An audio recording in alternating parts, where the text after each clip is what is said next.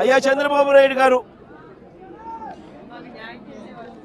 ఇక్కడే కాదు రాష్ట్ర వ్యాప్తంగా కూడా ఇదే మాదిరిగా కొనసాగుతూ ఉంది. రాష్ట్ర వ్యాప్తంగా కూడా అనేక చోట్ల ఎక్కడైనా చిన్న చిన్న లిటిగేషన్లు ఎక్కడైనా ఉంటే డైరెక్ట్గా తెలుగుదేశం పార్టీకి సంబంధించిన నాయకులు ఎమ్మెల్యేలు ఇన్వాల్వ్ అయిపోతా ఉన్నారు. లిటిగేషన్ ఉన్న చోట వీళ్ళంతటి వీళ్ళే అడుగు పెట్టేసి ఆ ల్యాండ్ కబ్జా చేసేస్తా ఉన్నారు. కొన్ని చోట్ల వీళ్ళే లిటిగేషన్ క్రియేట్ చేస్తూ ఉన్నారు. వీళ్ళే నిషేధిత జాబితాలో ప్రాపర్టీస్ను బలవంతంగా పెట్టించేసేస్తున్నారు. వీళ్ళే లిటిగేషన్ క్రియేట్ చేసి వీళ్ళే కూడా కబ్జాలు చేసే కార్యక్రమాలు జరుగుతూ ఉన్నాయి. రాష్ట్ర వ్యాప్తంగా ఇదే రకమైన అన్యాయం కొనసాగుతూనే ఉంది.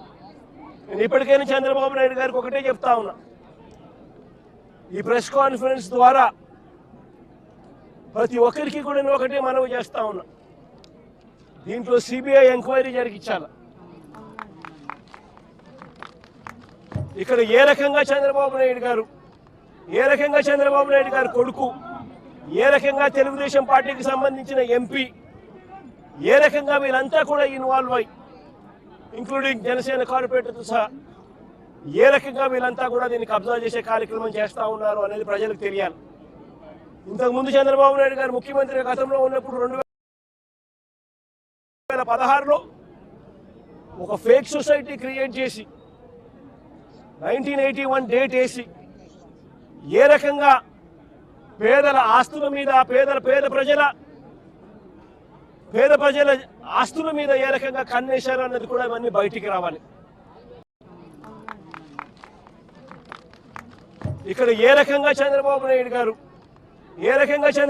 గారు కొడుకు, ఏ రకంగా తెలుగుదేశం పార్టీకి సంబంధించిన ఎంపీ, ఏ రకంగా వీళ్ళంతా కూడా ఇన్వాల్వ్ అయ్యి ఇంక్లూడింగ్ జనసేన కార్పొరేటర్తో సహా ఏ రకంగా వీళ్ళంతా కూడా దీన్ని కబ్జా చేసే కార్యక్రమం చేస్తూ ఉన్నారు అనేది ప్రజలకు తెలియాలి.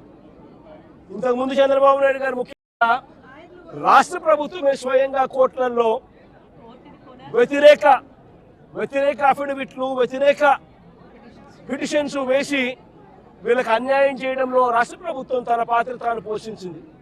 వీటి అన్నిటి మీద కూడా ఎంక్వైరీ జరగాలి. జరిగి దోషులను, అది చంద్రబాబు నాయుడు కావచ్చు, లోకేష్ కావచ్చు, తెలుగుదేశం పార్టీ విజయవాడ ఎంపీ కావచ్చు, ఇక్కడ తెలుగుదేశం పార్టీ ఇక్కడ జనసేన కార్పొరేటర్ కావచ్చు, వీళ్ళందరి పాత్ర మీద కూడా ఎంక్వైరీ జరగాలి. జరిగి నిజాలన్నీ కూడా బయటకు తీసుకొని రావాలి. వీళ్ళందరూ కూడా ఎవరైతే నష్టపోయినారో 25 ఏళ్ల నుంచి ఇక్కడే ఉంటున్నారు, ఒక్కొక్కరికి లోన్లు ఉన్నాయి, 20 లక్షలు 25 లక్షల రూపాయలు బ్యాంకుల్లో రుణాలున్నాయి. వీళ్ళని తీసుకొని పోయి ఇప్పుడు నడు రోడ్డు మీద పెట్టారు. వీళ్ళు బతికేది ఎలా? వీళ్ళ లోన్లు ఎలా తీరుస్తారు? రాష్ట్ర ప్రభుత్వం కనికరం చూపించని ఈ పరిస్థితి నుంచి వీళ్ళ పరిస్థితి మారాలి.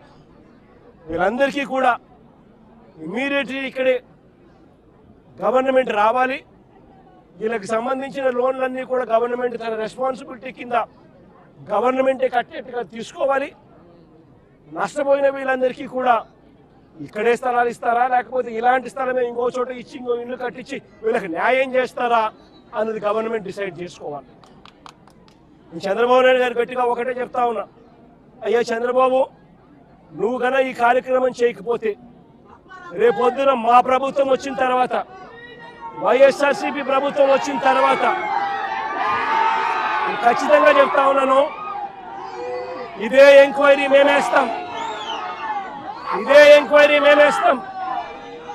మిమ్మల్ని కోర్టు ముందర దోషులుగా నిలబెట్టడమే కాకుండా వీళ్ళందరికీ కూడా, బాధితులందరికీ కూడా కంటికి రెప్పలా మేమంతా కూడా కాపాడుకుంటూ, వీళ్ళందరూ కూడా ఎవరైతే నష్టపోయినారో ప్రతి ఒక్కరికి కూడా ఆ నష్టంలో ప్రభుత్వం భాగస్వామ్యమై వీళ్ళందరికీ తోడుగా ఉంటుందని చెప్పి బాధితుల తరఫున మీ జగనన్న మాటిస్తా ఉన్నాడు అని చెప్పి ప్రతి బాధితుడికి కూడా నేను చెప్తా ఉన్నాను.